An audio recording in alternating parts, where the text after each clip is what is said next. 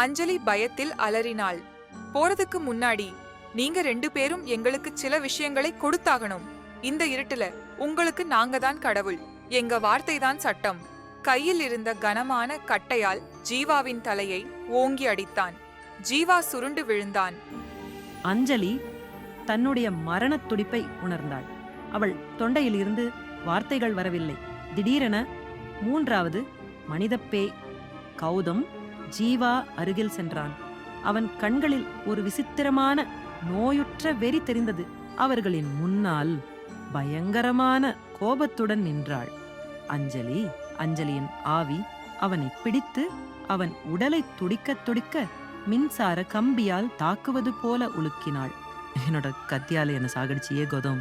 உன் பயம், உன் வேதனை அது எனக்கு வேணும்.